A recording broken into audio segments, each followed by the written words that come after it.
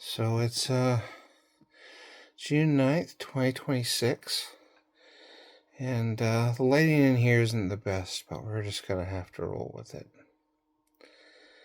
So I'm laying in bed, and I just got off the phone with an insurance adjuster who wanted to change my life insurance policy from a term policy to a whole life policy. Well, that's boring.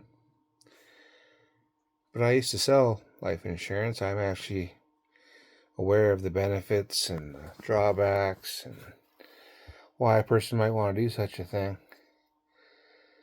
But as it sits right now, this month, I don't really have enough money to cover my base expenses, including my rent. Now I'll make arrangements. I'll get the rent covered. It's possible that I'll have to go into next month's earnings to pay this month's rent. That'll be at the end of this month, but you get what I'm saying. But nonetheless, it'll get paid. But this guy wants me to change my life insurance policy from a $77 policy to a $130 policy. And it's not that I don't want to do that, it's that I don't have the money to do that. And then also, what do I care? Right? I'm not leaving behind anybody, financially speaking, that I care about that matters. Okay? The reason I got that policy is because I knew there was a better than average chance that I was going to unalive myself from the time I got the policy until whenever. And I didn't want my then wife, now ex-wife, to have to deal with the financial consequences of that. So I got a policy that was going to pay for my final arrangements and cover my rent for a couple of months. That was the only reason I got it. I mean, I also got it because I had another family member who I was concerned about, who meant everything to me. And then, they let me know that our entire relationship had just been a con, and I was just an idiot for investing my life in it. So, there's nobody that I'm leaving behind at the moment that I, financially speaking, have to care about. Yeah, it isn't that I don't love my immediate family, but they're not going to have to deal with my stuff, so, it's very tempting just to cancel the policy altogether. Because what do I need it for? Right? I'm talking with his insurance adjuster, and he's like, well, is there anybody in your life you care about? I'm like, yeah, my dog. She's 3 years old. She makes another 10, she's doing good. She might make another 13, you never know. Sometimes dogs live 15 or 16 years. I've seen them live 18 or 19, but that's ancient for a dog.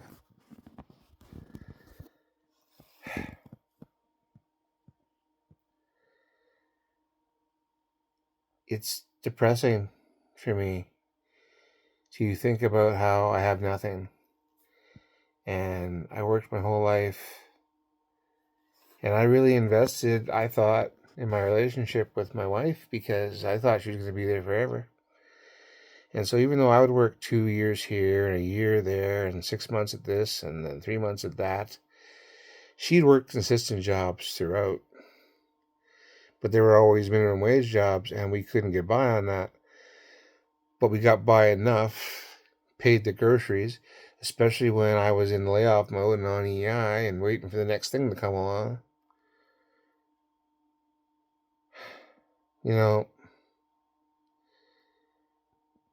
But I don't have that anymore.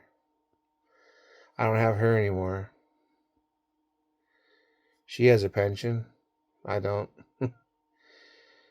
She now has a high paying career.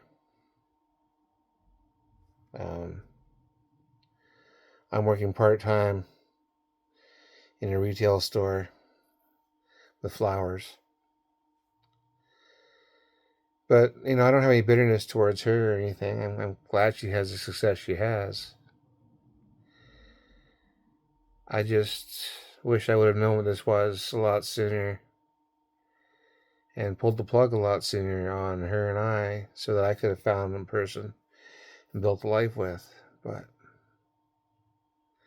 instead, I get reminded on a daily basis, on a semi daily basis, from the dementia patient I'm living with, on what an ugly woman I am and how, I'm never going to get what I want in life.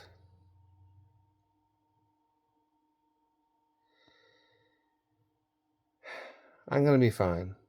I'm going to get through this. But the reality checks I keep getting are not the ones I want to cash. You know? Like, why do I keep doing this? Why do I keep trying? Why am I still here? And the answers are not good.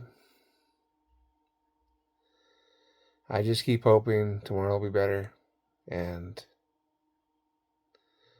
one day this nightmare will end. It's just...